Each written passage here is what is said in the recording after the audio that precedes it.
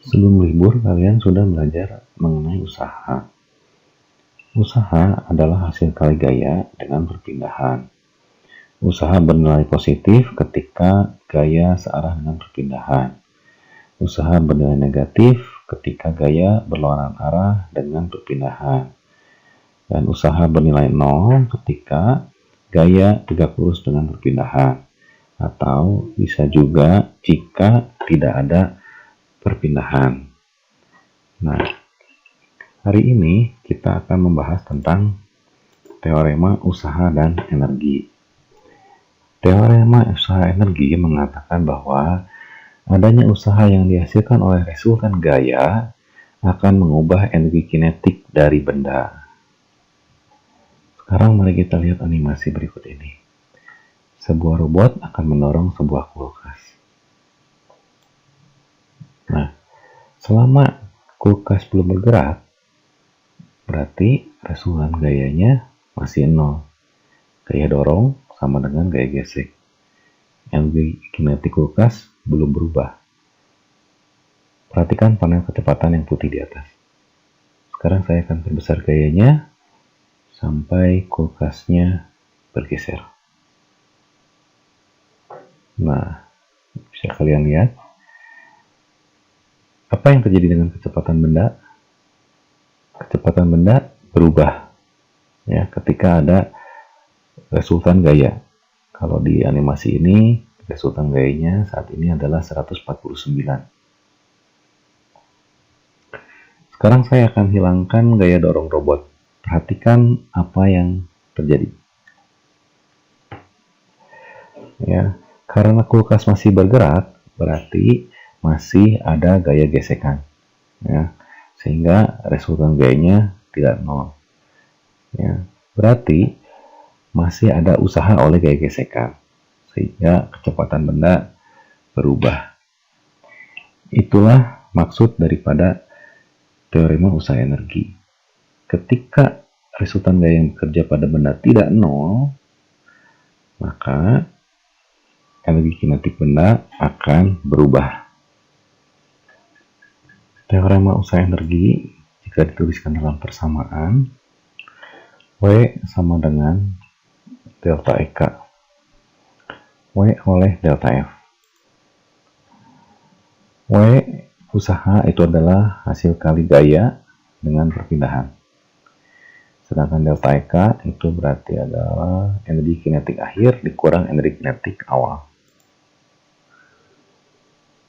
Persamaan hukum 2 Newton, sigma F sama dengan M kali A. Jadi kita bisa uraikan ini menjadi seperti ini. Ketika ada percepatan, berarti kecepatan benda berubah. Sehingga Vt kuadrat sama dengan V0 kuadrat plus 2AS.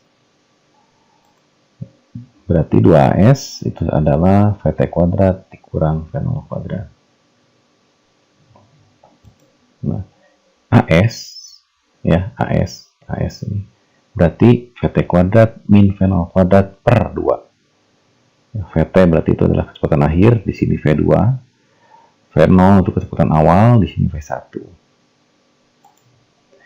Nah, ini kita kalikan M-nya, kita pisahkan V2 dengan V1 sehingga diperoleh setengah M V2 kuadrat min setengah M V1 kuadrat sama dengan EK2 min EK1. Jadi EK atau energi kinetik sama dengan setengah mv kuadrat. Jadi bisa kita lihat di sini bahwa rumus energi kinetik itu diturunkan dari teorema usaha energi. Gaya jika ditinjau dari nilai usaha yang dihasilkannya terbagi menjadi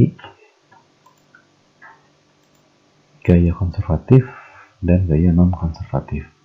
Yang termasuk gaya konservatif itu adalah gaya gravitasi konstan atau yang biasa kita kenal dengan gaya berat.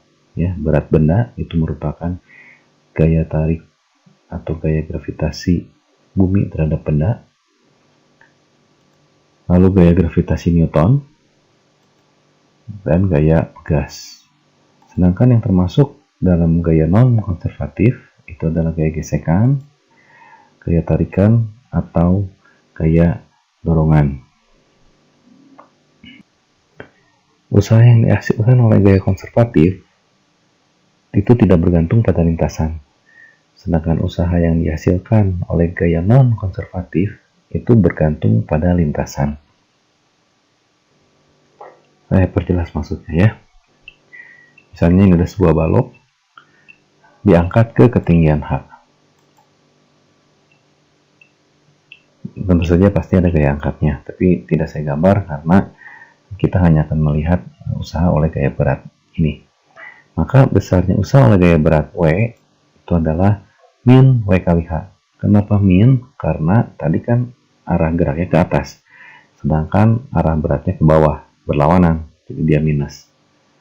Lalu balok itu kembali ke tempat semula, turun ke tempat semula. Maka ketika turun, besarnya usaha oleh gaya berat itu adalah W kali H. Ya, di sini sekarang positif karena turun berarti searah dengan W. Sehingga gaya total oleh usaha total oleh W itu nilainya 0 ketika sudah naik ke H dan kembali ke titik awal. Maka W berat itu adalah termasuk gaya konservatif. Sekarang mari kita lihat usaha oleh gaya gesek. Tadi gaya berat itu adalah gaya konservatif. Sedangkan gaya gesek termasuk ke dalam gaya non-konservatif. Misalnya ini balok kita geser ke kanan, ya kita dorong seperti ini. Nah, maka besarnya usaha oleh gaya gesek itu adalah min F kali S. Ya, di sini minus karena arah gaya gesek tadi ke kiri berlawanan dengan arah perpindahan ke kanan. Lalu kita dorong balik balok ini ke tempat semula, ke titik semula. Nah, maka besarnya usaha oleh gaya gesek juga min F kali S. Ya, karena arah gaya gesek ke kanan, sedangkan perpindahannya ke kiri. Sehingga usaha total oleh gaya gesek yang sama itu adalah min 2Fs. Jadi ketika benda bergerak dan kembali ke titik asalnya, usaha total oleh gaya konservatif itu akan bernilai 0. Sedangkan usaha total oleh gaya non-konservatif itu tidak akan 0. Itulah yang membedakan gaya konservatif dengan gaya non-konservatif. Jadi ditinjau dari usaha yang dihasilkan oleh gaya tersebut. Adanya usaha yang dilakukan oleh gaya konservatif akan mengurangi energi potensial benda. Jika ditulis dalam persamaan, WK usaha oleh gaya konservatif sama dengan min delta Fp. Min karena mengurangi. Ya. Nah, dari teorema ini, maka dapat diturunkan rumus untuk energi potensial gravitasi konstan. Ya, Ep sama dengan mgh. Lalu, energi potensial gravitasi Newton, Ep sama dengan min gmm per R. Dan energi potensial pegas, Ep sama dengan setengah kx kuadrat. X adalah pertambahan panjang pegas, sedangkan K adalah konstanta pegas. Nah, untuk energi potensial gravitasi, di sini kan ada dua. Lalu pakainya yang mana? Nah, biasanya kita menggunakan yang gravitasi konstan, karena kita selalu anggap bahwa nilai gravitasi ini, nilai medan gravitasi ini selalu konstan. Ya, sedangkan di hukum Newton tentang gravitasi, di situ sudah dijelaskan bahwa semakin tinggi suatu tempat, sebetulnya nilai medan gravitasi itu semakin kecil. Ya, jadi di mana perbedaan gravitasi itu tidak bisa diabaikan, maka untuk menghitung energi potensial gravitasi kita harus menggunakan yang Ep sama dengan min gmm per R. Tapi selama bisa diabaikan perbedaan itu, maka kita cukup menggunakan rumus mgh aja. Kita lanjutkan. Teorema usaha energi menyatakan bahwa usaha oleh resultan gaya akan mengubah energi kinetik benda. Nah, gaya terdiri dari gaya konservatif dan gaya non-konservatif, sehingga di sini usaha oleh resultan gaya itu merupakan jumlah dari usaha oleh gaya konservatif dan usaha oleh gaya non-konservatif. Jika pada benda hanya bekerja gaya konservatif, maka usaha oleh gaya non-konservatif ini akan 0. Sehingga WK sama dengan delta EK. WK, usaha oleh gaya konservatif, itu mengurangi energi potensial benda. Ya, sudah kita bahas di slide sebelumnya, WK itu sama dengan min, EP2 min EP1. Sedangkan delta EK, EK2 min, EK1. Kita pindah-pindah ruas, buka kurung, sehingga kita dapatlah EP1 tambah EK1 sama dengan EP2 tambah EK2. Persamaan ini adalah hukum kekekalan energi mekanik. Jika pada benda bekerja juga gaya non-konservatif, maka persamaan di atas akan menjadi ini. Ya, kan usaha oleh gaya konservatif itu sama dengan min delta EP.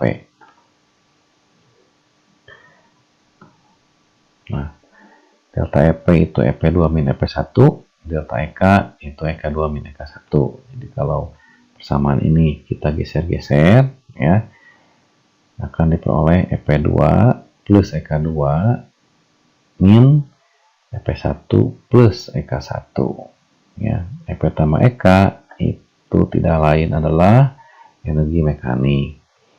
Jadi, adanya usaha oleh gaya non-konservatif itu akan menyebabkan energi mekanik jadi tidak kekal. Jadi ada selisih akhir dengan awal.